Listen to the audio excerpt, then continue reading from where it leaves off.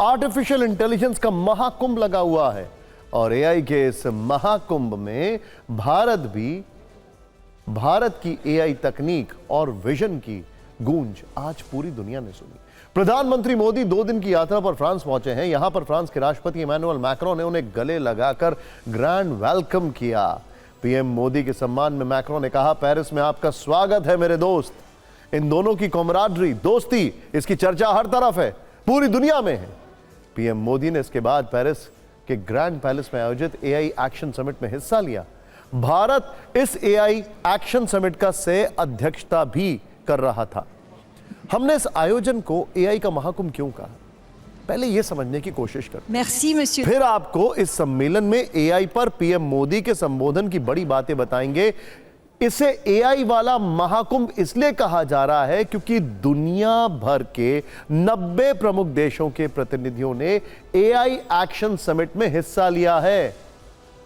इसमें अमेरिका और चीन जैसे बड़े देश भी शामिल हुए हैं, जिनके बीच की एआई प्रतिस्पर्धा इन दिनों पूरे विश्व में हलचल पैदा कर रही है। वहां पर चैट जीपीटी है, उस तरफ डीप सीक है, बहुत सारी चीजें चल रही है। लेकिन इस समिट में शामिल होकर पीएम मोदी ने खुद को एआई का बॉस समझने वाले अमेरिका और चीन के लिए कई बड़े संकेत दे दिए। यह भी बता दिया है कि भारत एआई के क्षेत्र में दुनिया के दिग्गज देशों और कंपनियों को कैसे बड़ी टक्कर देने वाला है। पीएम मोदी ने कहा कि नंबर 1, एआई स्वास्थ्य, शिक्षा, कृषि और बहुत सी चीजों को बेहतर करके लाखों लोगों के जीवन को बदलने में मदद कर सकता है। एआई एक ऐसी दुनिया बनाने में मदद कर सकता है जिसमें विकास वाले लक्ष्यों की यात्रा आसान और तेज हो सकती है। ऐसा करने के लिए हमें संसाधनों और प्रतिभाओं को एक साथ लाना होगा।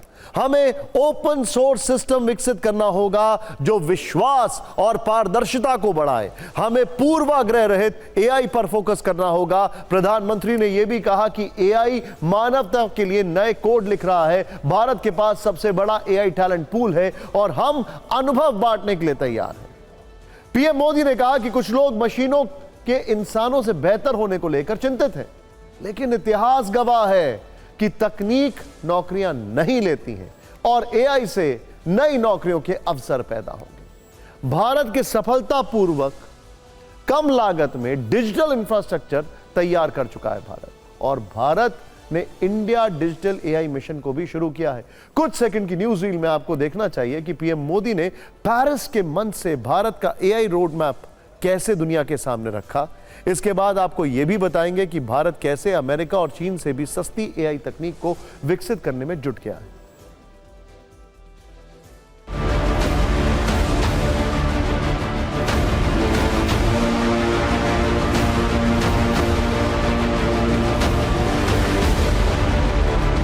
AI can help transform millions of lives by improving health, education, agriculture, and so much more. It can help create a world in which the journey to sustainable development goals becomes easier and faster. AI is writing the code for humanity in this century. We must address concerns related to cybersecurity, disinformation, and deepfakes. Loss of jobs is AI's most feared disruption. But history has shown that work does not disappear due to technology.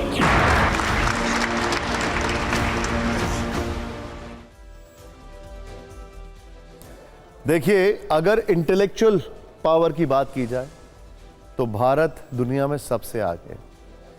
अगर resourcefulness की बात की जाए तो भारत दुनिया में सबसे आगे है। चीन ने कुछ कदम बढ़ाए हैं, हमारी वजह से दुनिया कदम बढ़ाती है। पेरिस के बाद अगला एआई एक्शन समिट 2026 में भारत में होगा। भारत इस समिट की मेजबानी करेगा। आज ही पीएम मोदी ने पेरिस समिट से इसकी घोषणा भी कर दी है। ये बहुत बड़ी बात है, लेकिन समझने वाली बात यह है कि एआई में अमेरिका और चीन के दबदबे के बीच फ्रांस ने आखिर भारत को अपना सबसे बड़ा एआई पार्टनर क्यों चुना। तो इस पर मैक्रों का जवाब यह है कि वो पीएम मोदी के साथ मिलकर टेक सॉवरेनिटी यानी कि टेक संप्रभुता को बढ़ावा देना चाहते हैं। वैश्विक स्तर पर टेक सॉवरेनिटी मैक्रों और मोदी का मुख्य एजेंडा है, लेकिन इस सोच के पीछे सिक्के का दूसरा पहलू भी है, the other side of the story. Bharat हमेशा से उत्तम तकनीक को किफायती बनाने के लिए जाना जाता है। स्पेस मिशंस में इसरो की साख इसलिए है क्योंकि हम कम लागत में वो काम कर देते हैं जो दूसरे देश कई गुना पैसा खर्च करके भी नहीं कर पाते हैं। भारत ने लगभग 10,300 करोड़ रुपए की लागत से इंडिया एआई मिशन शुरू किया है। अभी आपने देखा बजट में प्रोविजंस भी दिए गए। इस मिशन के तहत 10,000 जीपीयूज पहले ही उपलब्ध करा दिए गए हैं और कुल 18,693 जीपीयूज की योजना है। जीपीयू का मतलब है ग्राफिक्स प्रोसेसिंग यूनिट, जो एआई के लिए जरूरी होता है और सबसे ज्यादा बड़ा इन्वेस्टमेंट इसमें लगता है। सरकार का लक्ष्य है कि एआई मॉडल्स को भारतीय संदर्भ में विकसित किया जाए और भारतीय भाषाओं में कस्टमाइज किया जाए। भारत अपनी तरह का ओपन जीपीयू मार्केट लॉन्च करने वाला पहला देश है। यह अनोखा इसलिए है क्योंकि यह पूरे देश में रिसर्चर्स, स्टार्टअप्स, छात्रों और छोटे उद्यमों को अच्छे परफॉर्मेंस वाले कंप्यूटरिंग रिसोर्स उपलब्ध कराएगा। आमतौर पर विदेशों में एआई मार्केट पर बड़ी कंपनियों का कब्जा होता है। स्विट्जरलैंड में Swiss national super computing centre है, लेकिन इसका फोकस रिसर्च पर ही रहता है। भारत का ओपन जीपीयू मार्केट इस लिहाज से क्रांतिकारी कदम है। दुनिया में जीपीयू का खर्च $2.5 से $3 प्रति घंटा पड़ता है, वहीं मोदी सरकार इसे $1 प्रति घंटे पर उपलब्ध कराएगी। सोचिए, और ये इंटरेस्टिंग किस लिए है कि जो सेमीकंडक्टर्स की रेस में भारत थोड़ा पीछे है, अब वो एआई की रेस में इसको कॉम्पनसेट करेगा। यहां पर अगर आप ये सोच रहे हैं कि एआई प्रतिस्पर्धा में भारत, चीन, अमेरिका से बहुत पीछे है, तो ऐसा बिल्कुल नहीं है।